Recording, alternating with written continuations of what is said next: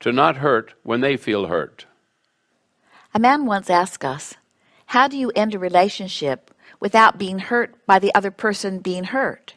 If you decide that it's time to move on and the other person's not ready to move on, so he or she is distraught, how can you keep your balance in a situation like that?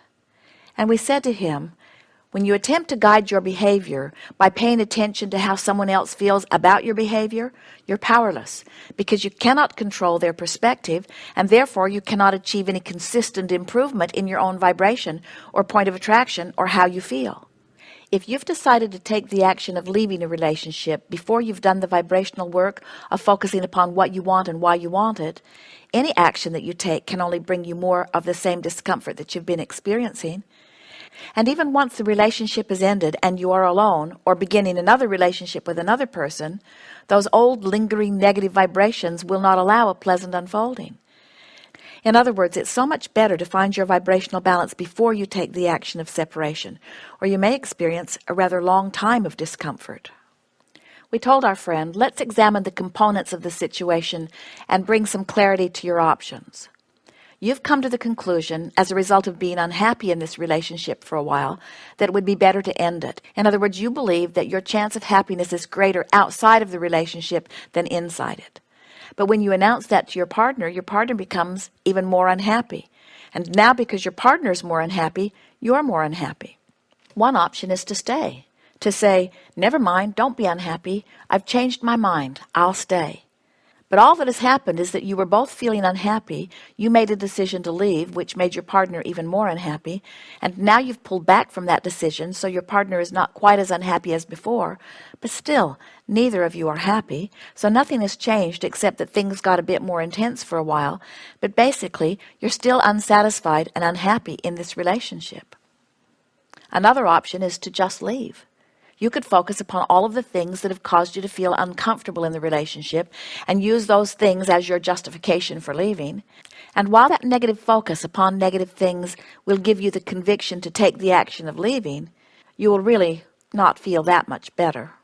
While you may feel some relief from the intensity of your unhappiness once you're on the outside of the relationship, you'll continue to feel a need to justify your action of leaving, which will continue to hold you in an unpleasant state. So even though you've walked away from the things that were really bothering you, you'll still feel bothered. Really, there is nothing that you can do to prevent others from feeling bad because they don't feel bad because of your behavior. There's no greater entrapment in relationship or in life than an attempt to keep others happy by observing their emotions and then trying to compensate with your actions. The only way you can be happy is to decide to be happy. When you take upon yourself the responsibility of someone else's happiness, you're attempting the impossible, and you're setting yourself up for a great deal of personal discord. So now let's consider the options of pivoting and positive aspects. Stay where you are for now, making no big change in your action or behavior. In other words, if you're living together, continue to do so. If you're spending time together, continue to do so. This option is a change in your thought process, not your action process. The process of pivoting and the process of positive aspects are designed to help you focus differently and to begin telling the story of your relationship or of your life in a better feeling, more self-empowering way. For example, I've been thinking about leaving this relationship because I find that I'm not happy within it. But as I think about leaving, I realize that when I go, I'll take myself with me.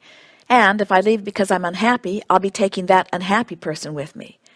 The reason that I want to leave is because I want to feel good. I wonder if it's possible to feel good without leaving. I wonder if there's anything about our relationship that I could focus upon that does feel good. I remember meeting this person and how that felt. I remember feeling drawn by this person and eager to move forward to see what more we might discover together. I liked the feeling of discovery. I liked our relationship as it began. I think that the more time we spent together, the more we realized that we were not really a perfect match. I don't believe that there's any failure on either of our parts in that. Not being a perfect match doesn't mean that either of us is wrong. It only means that there are potentially better partners out there for each of us. There are so many things about this person that I like and that anyone would easily appreciate. So smart and interested in so many things. Laughs easily and likes to have fun.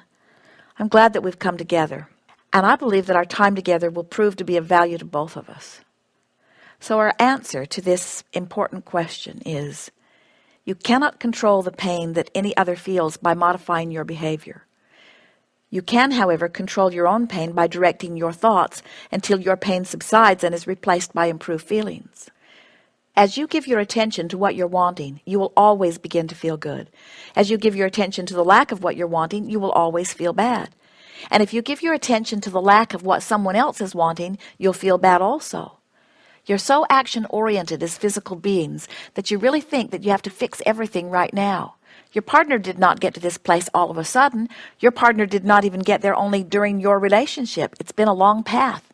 Momentum has been gathering along the way. So don't expect that a conversation that you're having in this moment is going to make all of the difference. See yourself as one who is planting a seed, a very strong, sure, powerful seed. You've planted it perfectly, and you've nurtured it for a time with your words, so that long after you're gone, that seed will continue to blossom into that which it is to be. There are many relationships that are not appropriate for you to continue, but we would never walk out of a relationship feeling angry or guilty or defensive. Do the vibrational work, get to feeling good, and then leave. And then what comes next will not be a replay of what you just left.